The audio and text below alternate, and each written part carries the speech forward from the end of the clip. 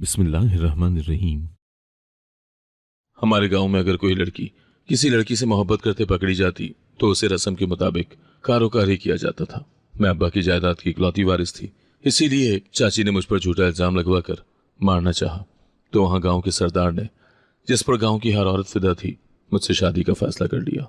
क्योंकि मैं बहुत खूबसूरत थी, शादी की रात वो मुझ पर अपनी शिद्दतें लुटाने लगा और फिर बोला, हाँ, तुझे मुंह दिखाई का ऐसा तोहफा दूं जो आज तक किसी औरत को उसके शौहर ने नहीं दिया होगा।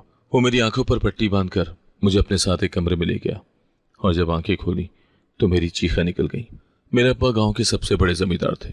वो जहां जाते लोग उठ खड़े होते, मगर उनकी सबसे बड़ी गलती ये थी कि उन्होंने बेटे के बजाय बेटी को वारिस बनाया, मुझे। अब्बा हमेशा कहा करते थे, जर जमीन तो मेरी गैरत है, मेरा फख्र है, ये जमीनें किसी कमजर्फ को नहीं दूंगा। मैं उनके कदमों में बैठकर ये बातें सुनती, मुस्कुराती और दिल में छुपकर सोचती कि काश दुनिया भी मुझे वैसा ही माने जैसा वो मानते हैं। जब अब्बा का जनाजा उठा तो पूरा गांव आया। कंधों पर सफेद कफन था और आंखों में सवाल, वो सवाल जो चाची के चेहरे पर नफरत बनकर छपे हुए थे। रमशा मेरे बराबर खड़ी थी, उसके आंसू मेरे जूते के किनारे पर गिर रहे थे, मगर उसकी आंखों में कोई दुख ना था, सिर्फ एक खाली, तेज, जला देने वाली हसरत थी। सब कुछ तुझे दे गया, वो भी बिना पूछे। रमशा ने जनाजे के बाद पहली बार सरगोशी की।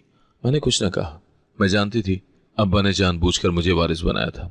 और चाची, वो बरसों से मेरे खिलाफ बोलती रही थी, कभी मेरे रंग पर, कभी मेरे कपड़ों पर और कभी मेरे हंसने पर। उसके अल्फाज में जहर होता था, मगर वो हंसी के पर्दे में लिपटा होता। ये लड़की अगर हवेली की मालिक बन गई तो सारी उम्र बर्तन मांजती रहोगी रिमशा। मैंने कई बार चाची को अपनी बेटी को ये कहते सुना।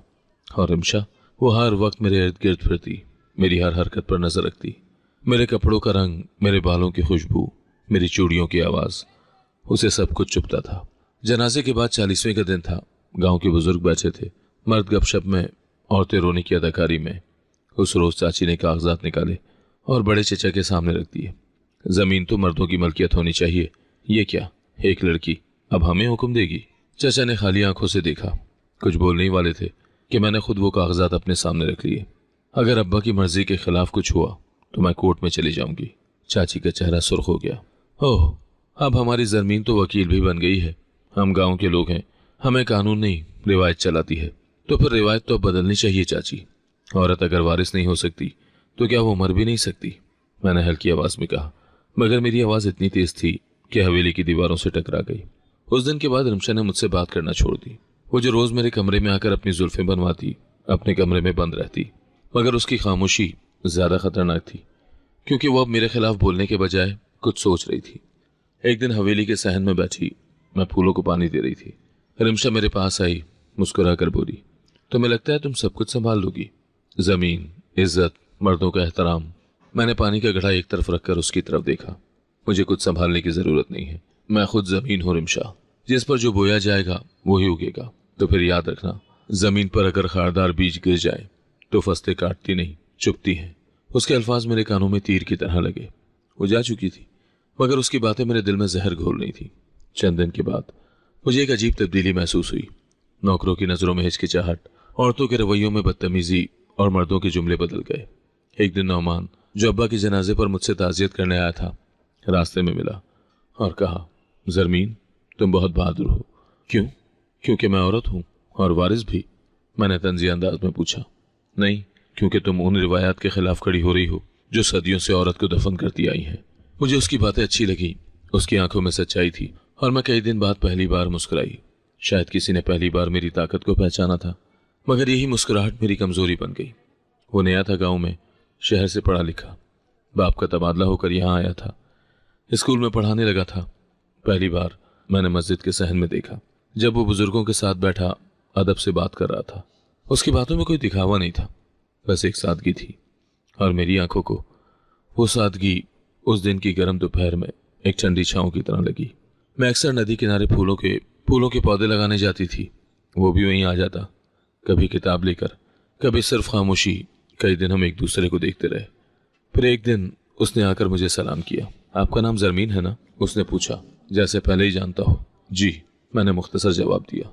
नजरें चुराई, मगर उस दिन पहली बार किसी ने मेरे नाम को सिर्फ पुकारा नहीं, इज्जत से अदा किया। अगले दिन वो किताब लेकर आया, गालिब के खुतूत और बोला, शायद आपको शायरी पसंद हो। मैंने किताब ली मगर कुछ ना कहा, लेकिन उसकी बात मेरे दिल में उतर गई, जैसे किसी ने मेरी खामोशी को पहचान लिया हो। हमारी मुलाकातें बढ़ने लगीं। वो मेरी ज़मीनों की हुदूद में आता, कभी आम के दरख्त के नीचे बैठता, कभी नदी किनारे। वो हर बार मेरे साथ अदब से और वक़ार से पेश आता। कोई छूना, नज़र भर कर देखना या जिद करना उसकी फितरत में नहीं था। बस एक दोस्ती सी बन गई थी, एक महफूज एहसास। एक दिन जब सूरज गुरूब होने को था, उसने कहा, ज़रमीन, यहाँ तुम्हारे इर्द गिर्द सब कुछ बहुत सख्त है, मगर तुम खुद एक नर्म लकीर की तरह हो। मैं मुस्कुराई, शायद पहली बार। ये लकीर अगर किसी दिन मिट्टी में मिट गई तो क्या करोगे? मैं उस मिट्टी को महफूज कर लूंगा, वो बोला। मैं हैरान हुई उसके जवाब पर। एक उस्ताद, एक मर्द जो न ताकत की बात करता है न मलकियत की, सिर्फ तहफ़्फ़ुज़ की। ये सब मेरे लिए नया था। हमारी मुलाकातें छुपकर होने लगी, क्योंकि गांव में एक लड़की और एक लड़के का यूं बात करना भी जुर्म था। वो हमेशा कहता, बस थोड़ा सब्र, फिर सबके सामने तुम्हें मांगूंगा।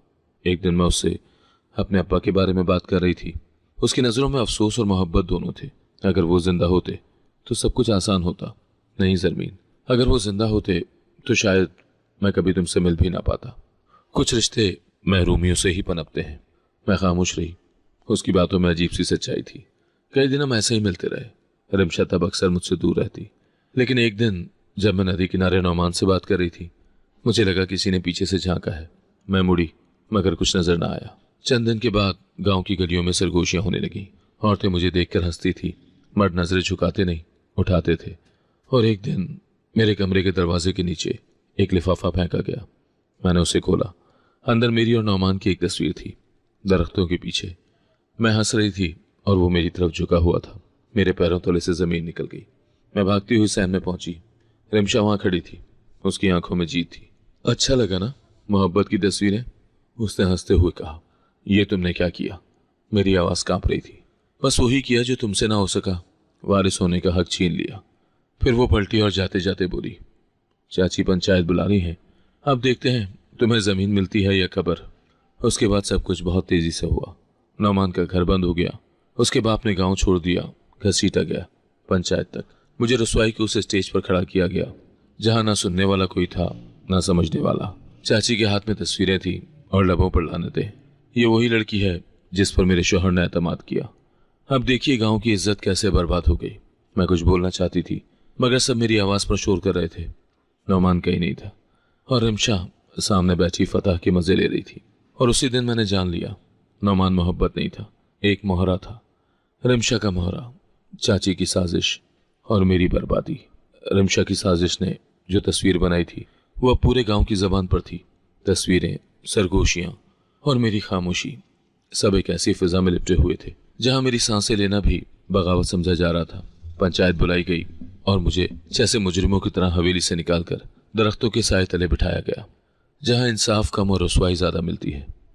मेरी आंखों पर पट्टी नहीं थी, मगर अल्फाज अंधेरे में डूब चुके थे। पंचायत की चकोर बैठक में सब मर्द जमा थे, वही जो मेरे अब्बा के सामने नजरें झुकाते थे। अब आंखों में गुस्सा लिए मुझे घूर रहे थे। औरतें अलग बैठी थी, बाज हमदर्द और अक्सर खामोश तमाशाई। चाची सबसे पहले बोली, जैसे अल्फाज उससे हिफ्ज थे, हमने इस बच्ची को अपनी बेटी बनाया, मगर इसने हमारे सर झुका दिए, हमारी इज्जत को मिट्टी में मिला दिया। फिर रिमशा उठकर खड़ी हुई, कागजों की तरह कांपती हुई आवाज में बोली, हमने तो इसे बहन समझा था, वो नौमान से छुपकर मिलती थी, तस्वीर में सब कुछ साफ है। मुझे लगा जमीन फट जाएगी। मैं बोलना चाहती थी, मगर वहां बोलना जुर्म था। नौमान भी लाया गया। उसका चेहरा सपाट था और आंखों में वो रोशनी न थी जो कभी नदी के किनारे होती थी। पंचायत के सरदार ने उससे पूछा, ये इल्जाम सच है? नौमान ने पलक झपकाए बगैर कहा, मुझे वर्गलाया गया था। वो अक्सर मुझे मिलने के लिए मजबूर करती थी। मैंने इनकार किया, मगर वो नहीं मानी। मैंने उसे देखते हुए सिर्फ एक जुमला कहा, तुम कमजोर नहीं, कमीने निकले। उसकी नजरें झुक गई, मगर पंचायत के बूढ़े मर्दों की आंखों में कहर उतर आया। ज़रमीन, तुम पर कारोकारी का इल्जाम है, क्या कुछ कहना चाहोगी? मैं खड़ी हुई। मेरी आवाज कमजोर थी, मगर अल्फाज साफ। मैं सिर्फ इतना कहूंगी कि मेरा कसूर औरत होना है। वो शोर जो पहले रिमशा और चाची की हिमायत में था, अब खामोशी में बदल गया। चाची ने रोना शुरू कर दिया और चंद औरतें उसे दिलासा देने लगी। सबसे पहले फैसला आया, ज़रमीन के हाथ से ले ली जाएगी, अब वो वारिस नहीं रही। दूसरा फैसला, मेरा जिस्मानी अंजाम था। ज़रमीन कारोकारी की मुस्तहिक है। ये जुमला मेरे वजूद में ऐसी गूंज बन गया कि मैं चंद लम्हों के लिए होश में न रह सकी। मुझे लगा कि मेरी टांगें शल हो गईं और मैं वहां गिर जाऊंगी। गांव के कुछ गुंडे मुझे उठाने आगे बढ़े, हाथों में रस्सी, आंखों में आग। मैंने दुआ मांगी कि या तो जमीन फट जाए या वक्त थम जाए। और फिर वो लम्हा आया। एक गरजदार, अथॉरिटी से लबरेज आवाज फिजा में फटी। ये लड़की अब मेरी बीवी है। लोग पलटे। मैंने गर्दन घुमाई। एक लंबा सख्त नकूश वाला मर्द, स्याह कुर्ता, चमकती आंखें, सरदार शाहमीर। गांव का वो मर्द जिसका हुक्म कानून, जिसकी खामोशी खौफ बन जाती थी। क्या कहा तुमने? पंचायत के बड़ों में से एक बोला। शामीर सीधा चलता हुआ मेरे करीब आया, मुझे अपने पीछे किया और पंचायत के सामने खड़ा होकर बोला, जमीन पर इल्जाम झूठा है और अब जो भी उस पर जबान चलाएगा उसकी जबान काट दी जाएगी। सरदार, ये रिवायत है, एक बूढ़े ने दबे लफ्जों में कहा। रिवायत वही होगी जो सरदार बनाएगा, वो बोला। रिमशा का चेहरा सफेद पड़ गया। चाची की आंखों में आग भड़क गई। वो चीखी, तो तुम एक बदनाम लड़की को अपनी बीवी बनाओगे? शामिर ने उसकी तरफ देखा और कहा, मैं वो लड़की चुन रहा हूं जो तुम्हारे जैसे लोगों के लिए सजा है और मेरे लिए फख्र। मेरी आंखें उस लम्हे नमी से धुंधला गई, मगर मैं जानती थी मैं आजाद नहीं हुई थी।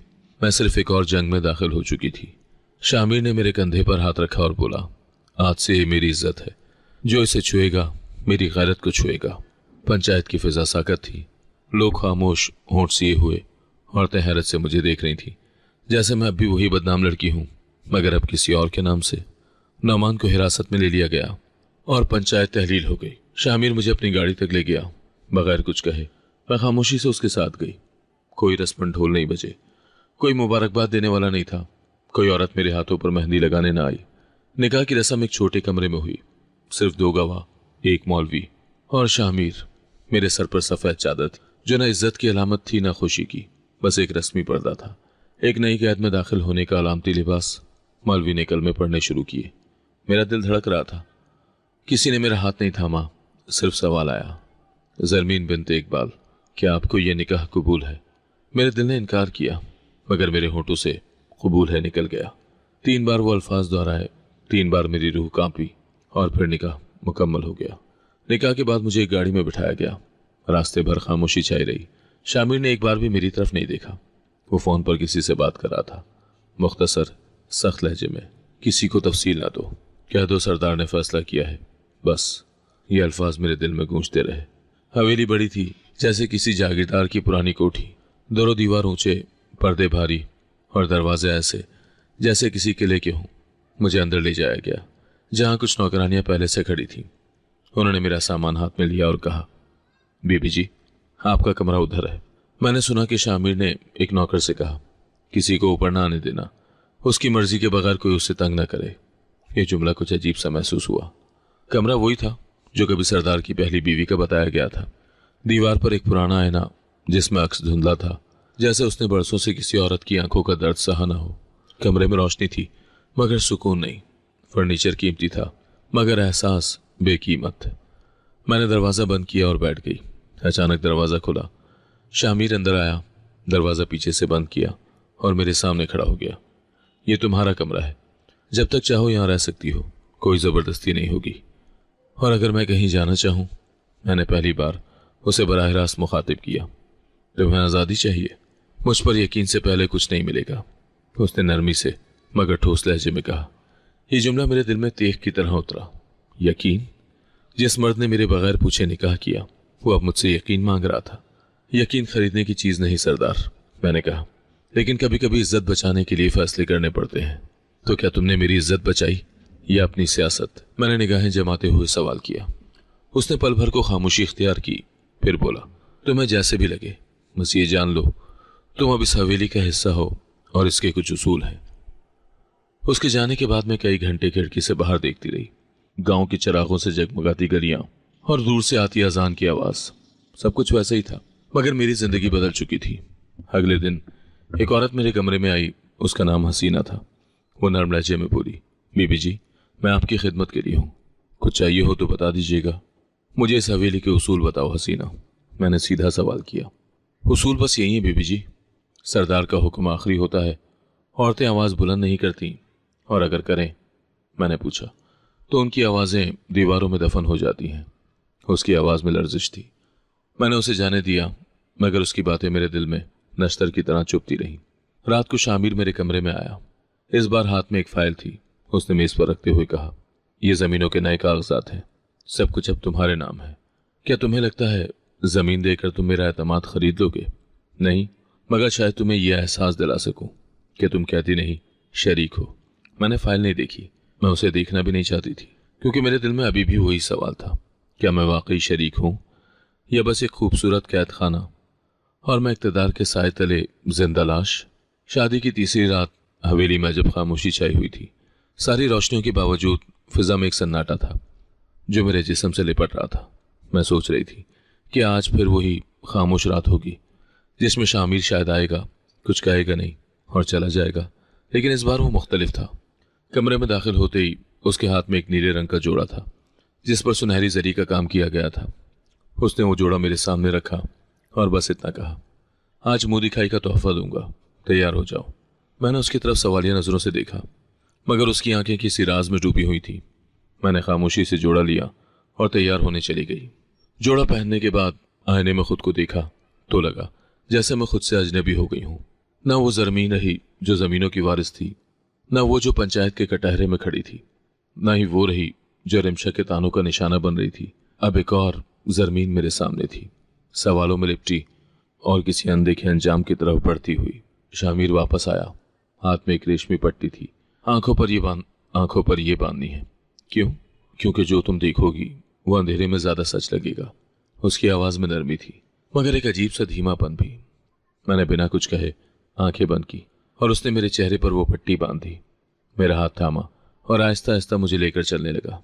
कदमों की चाप, फर्श की ठंडक और हवेली के अंदर एक गहरे हिस्से में जाने का एहसास, सब कुछ दिल दहला देने वाला था। हमने दरवाजा प्यार किया, फिर एक और। मुझे लगा जैसे हम किसी पुरानी हवेली के अंदर जा रहे हैं, जहां वक्त थम गया हो। अचानक वो रुका, मेरी आंखों से पट्टी हटा दी, मेरी चीख बेख्तियार निकली। मेरे सामने एक कमरा था जो कब्रिस्तान से कम न था। दीवारों पर नौजवान लड़कियों की तस्वीरें थीं।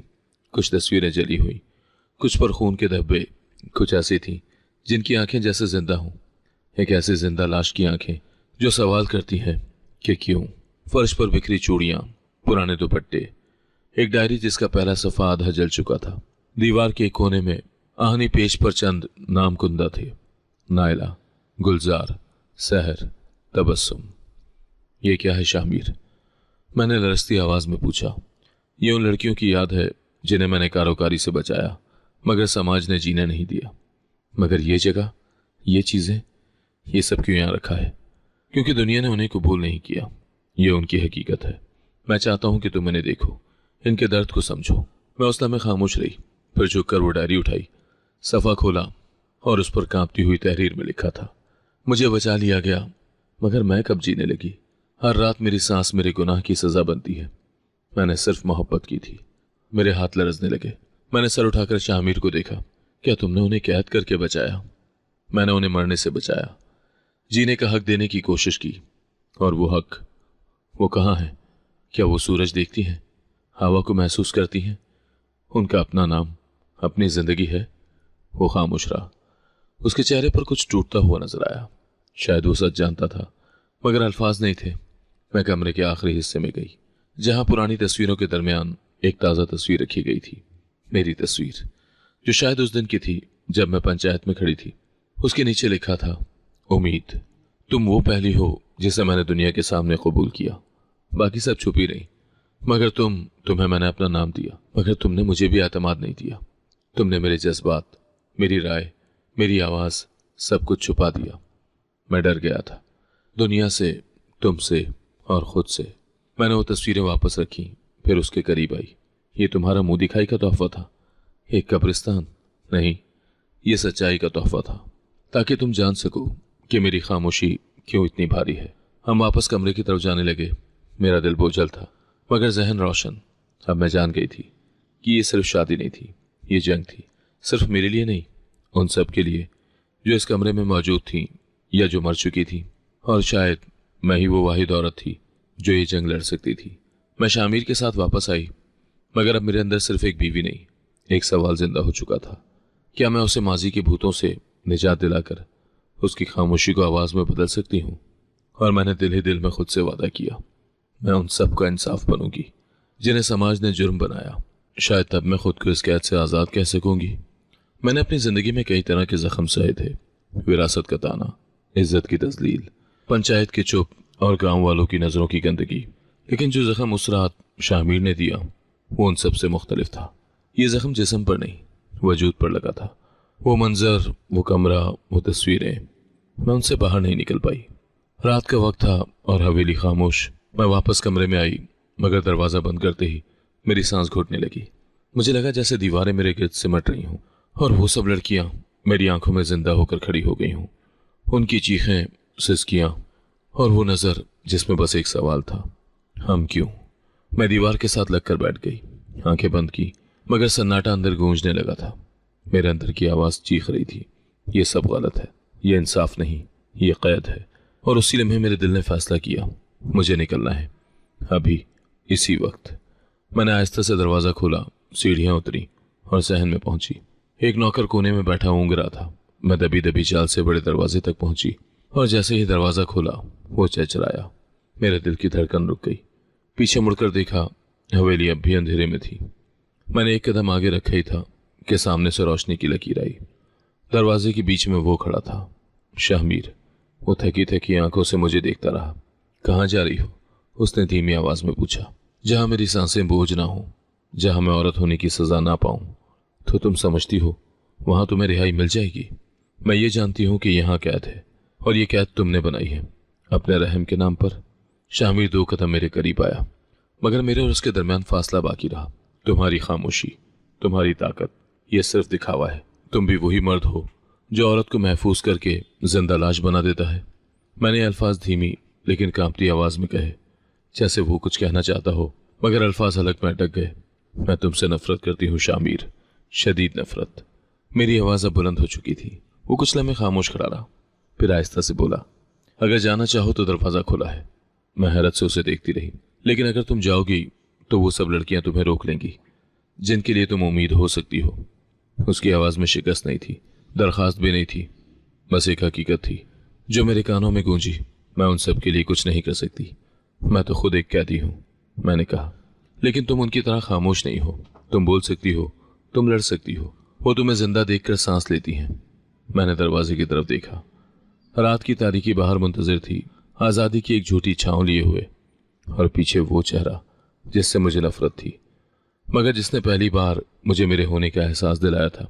अगर तुम जाना चाहती हो तो चली जाओ जरमीन, मैं रोकूंगा नहीं। लेकिन कल जब वो लड़कियां तुम्हें ना देखेंगी तो उनकी उम्मीद मर जाएगी, और शायद तुम भी।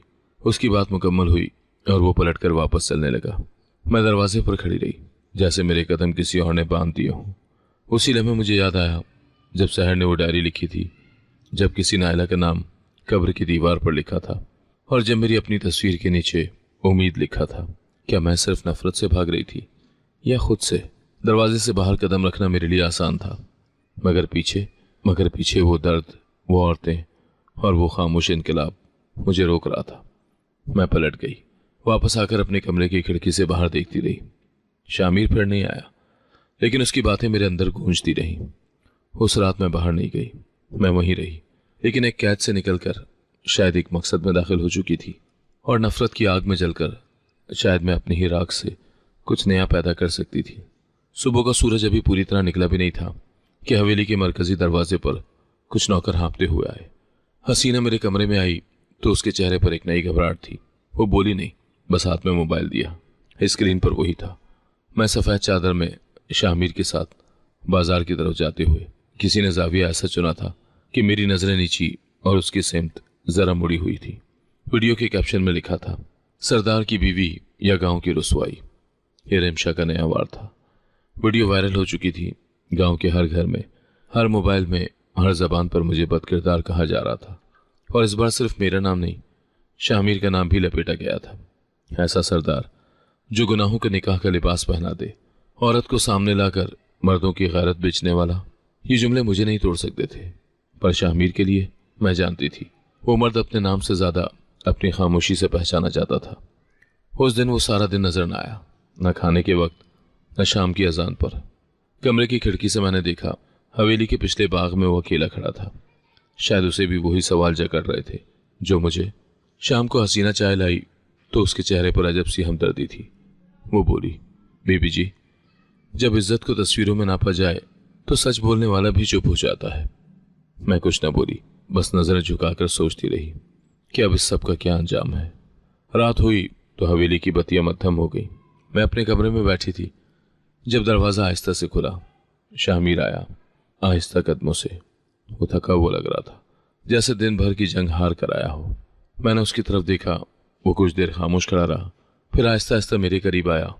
मैंने खुद को संभाल लिया, ये सोचकर कि शायद वो सफाई देगा, एक और हिदायत। मगर उसने कुछ नहीं कहा, सिर्फ मेरे पास बैठा और एक पल के बाद बोला, जरमीन। मैंने नजरें उसकी तरफ उठाई। उसकी आवाज में लर्जिश थी। क्या मैं तुम्हें छू सकता हूं? यह सवाल मेरे दिल के हर दरवाजे पर दस्तक बंद कर उतरा। पहली बार एक मर्द ने मुझसे इजाजत मांगी थी। पहली बार मुझे लगा कि मेरी मर्जी भी मायने रखती थी। मैंने कुछ न कहा, सिर्फ अपना हाथ उसकी तरफ बढ़ा दिया। वो मेरे हाथ को थाम कर खामोश हो गया। न बोसा, न जोर, न कोई इख्तियार, बस एक थामना, जैसे बरसों की थकन हमारे बीच सांस दे रही हो। उसने मेरे कंधे पर अपना हाथ रखा, फिर आहिस्ता से मुझे अपनी तरफ खींचा। मैं उसके सीने से लग गई। दिल की धड़कनें साफ सुनाई दे रही थी। वो लम्स जिससे मैं बरसों से खौफजदा थी, अब मुझे महफूज लगा। मुझे अफसोस है जरमीन, मैं तुम्हें वो सुकून नहीं दे सका जो तुम्हारा हक था। उसने सरगोशी की। मैंने पहली बार उसके कंधे पर सर रखा और कहा, शायद सुकून लम्स में नहीं, सवालों के खत्म होने में होता है।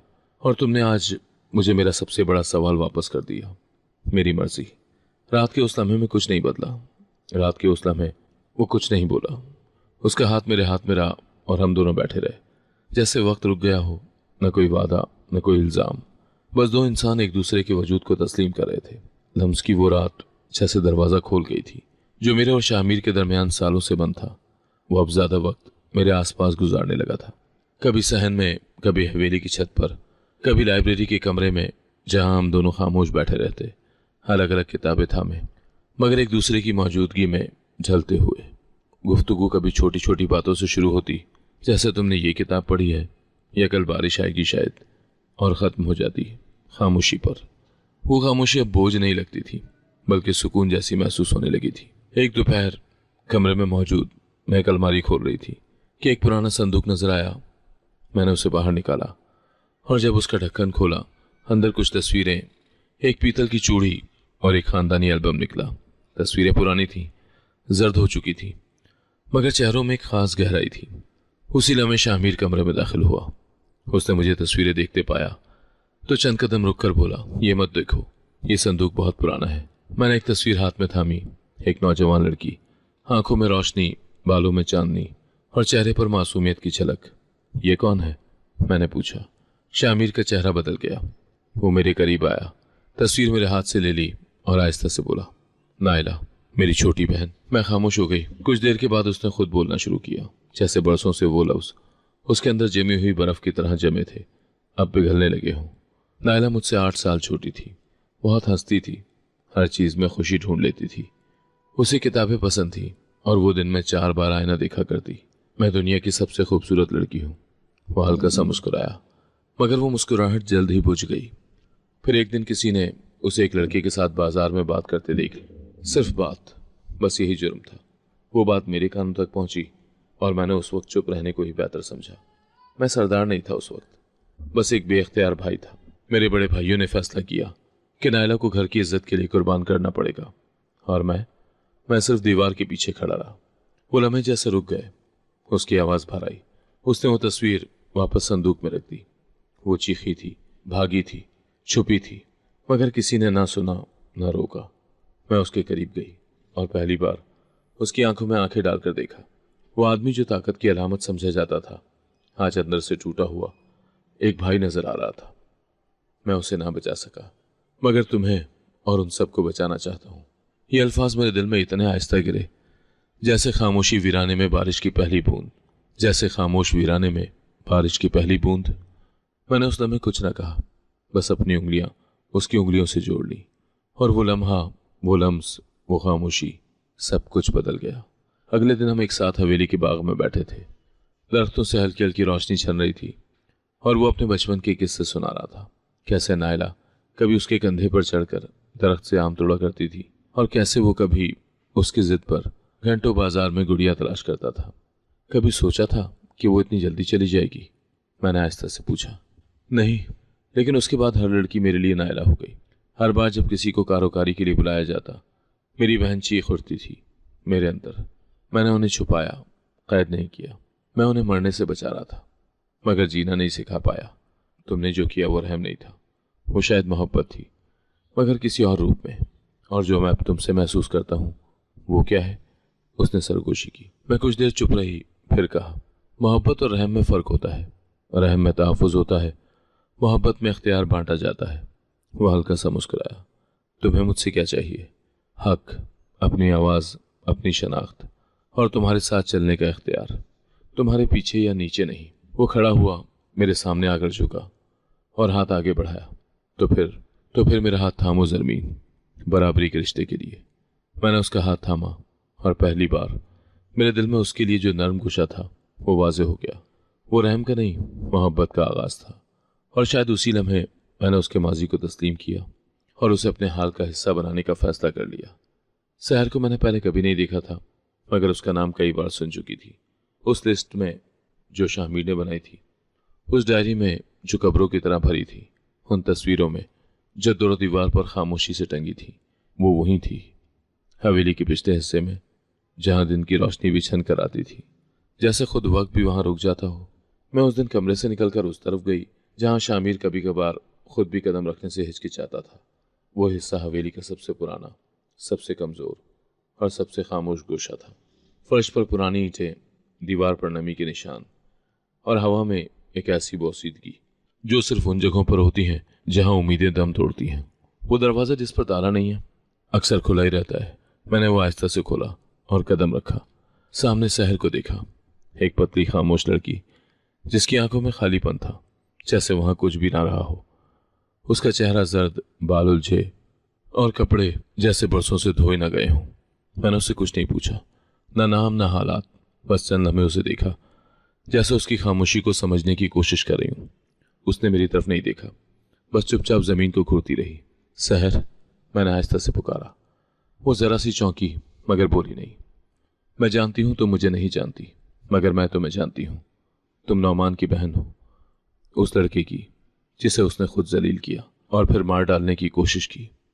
ये सुनते ही उसकी पलकें थरथराईं, जैसे अंदर कुछ हिल गया हो। मैं उसके करीब गई और उसके घुटनों के पास बैठ गई। उसके हाथ को पकड़ने की कोशिश की तो उसने जरा सा पीछे हटना चाहा। नहीं, डरने की जरूरत नहीं, मैं तुम्हें छूने नहीं आई, सिर्फ ये बताने आई हूं कि तुम जिंदा हो। उसकी आंखों में हल्की सी नमी उतर आई। तुम अब सिर्फ एक याद नहीं, आवाज हो, और मैं तुम्हें चीखना सिखाऊंगी। मैंने उसके हाथ थामे, वो हाथ जो सर्द थे, कमजोर थे, मगर किसी ख्वाब की तरह नाजुक थे। कभी तुमने खुद से पूछा सहर, तुम्हारी खता क्या थी? वो होले से बोली, मैंने सवाल किया था, और सवाल करने वाली लड़कियां हमेशा मुजरिम बना दी जाती हैं। लेकिन अब तुम मुजरिम नहीं, गवाह बनोगी। उन सब की गवाह जो खामोश रहीं, और उनकी भी जो तुम्हारे बाद आएंगी। वो अब भी मुकम्मल नहीं खुली थी, मगर उसके लबों पर एक साया सा जुम्बिश करने लगा। अगले दिन मैंने शामिर से कहा, सहर अब खामोश नहीं रहेगी, मैं उसे बाहर लाना चाहती हूँ। उसके लिए रोशनी हो और इज्जत चाहिए। शामिर ने एक पल को मेरी तरफ देखा, फिर बोला, तो ये हवेली उसके लिए कैद नहीं, पनाह बनेगी। पनाह सिर्फ छुपने का नाम नहीं सरदार, ये जिंदगी में वापस आने का दरवाजा होता है। शाम को मैंने सहर के लिए नया जोड़ा, कंघी, आईना और एक किताब भिजवाई। हसीना ने ले जाकर दिया। जब वो वापस आई तो उसने कहा, बीबी जी। उसने सिर्फ किताब थामी, शायद उसे अल्फाज से उम्मीद है। अगली सुबह मैं खुद उसके पास गई। वो कमरे में बैठी किताब के वर्क की गर्दानी कर रही थी, जैसे हर सफ़े पर अपनी कहानी ढूंढ रही हो। पढ़ रही हो? मैंने पूछा। कोशिश कर रही हूँ, वो धीमी आवाज़ में बोली। कोशिश सबसे पहला इनकलाब है सहर, तुम कामयाब हो चुकी हो। मैंने उसे आईना दिया। अपना चेहरा देखो, वो चेहरा जो तुमने बरसों से नहीं देखा, वो चेहरा जो अब दुनिया को दिखेगा, छुपेगा नहीं। सहर ने लरसते हाथों से आईना थामा। उसकी आंखें नम थीं और लब होले से कपकपा रहे थे। मैं भी मुकम्मल नहीं हूं ज़रमीन, उसने कहा। कोई भी मुकम्मल नहीं होता सहर, हम सब अधूरे होते हैं, लेकिन जब हम एक दूसरे का हाथ थामते हैं तो मुकम्मल कहलाते हैं। उस दिन मैंने फैसला किया, अब ये हवेली सिर्फ खामोश लड़कियों की पनाहगाह नहीं होगी, ये उनकी तरबियत गाह होगी। और शहर मेरी पहली सच बोलने वाली साथी बनेगी। हमने सहन में कदम रखा। पहली बार शहर ने सूरज को देखा, हवा को महसूस किया। उसकी सांस में जिंदगी की हल्की सी लहर थी। और मैंने दिल में कहा, अब शहर सिर्फ एक नाम नहीं, एक बगावत है। शहर की आंखों में रोशनी वापस आ गई थी और मेरे दिल में बगावत का बीज जड़ पकड़ चुका था। अब वो दिन नहीं था जब मैं सिर्फ एक वारिस या एक मजलूम थी। अब मैं उन सब औरतों की नुमाइंदा थी जिनकी आवाज़ें दीवारों के अंदर दफन कर दी गई थी। और वो हवेली जो कभी कैद थी अब महाज बनने जा रही थी। मैंने वो दिन चुना जब गांव की औरतें हफ्ते के बाजार के लिए निकली थी। वही औरतें जो बरसों से अपने मर्दों के नाम पर जिंदगी गुजार रही थी। मैंने हसीना को कहा, सब औरतों को कहो कि आज हवेली आए, वो जो पर्दों में छुपती हैं, वो जो सहन से आगे कदम नहीं रखती, और वो भी जो सवालों से डरती हैं। अगली सुबह जैसे ही सूरज निकला, हवेली के सहन में एक एक करके औरतें आना शुरू हो गई। कुछ ने चेहरे ढांपे हुए थे, कुछ के हाथ कांप रहे थे और कुछ तो साफ साफ बोलने से भी डर रही थी। मैंने उन सबके सामने खड़े होकर कहा, मैं जरमीन हूं, वो जिस पर इल्जाम लगाया गया, जिसे मारने का फैसला हुआ और जिसे सिर्फ एक मर्द ने नहीं पूरे समाज ने गुनहगार कहा।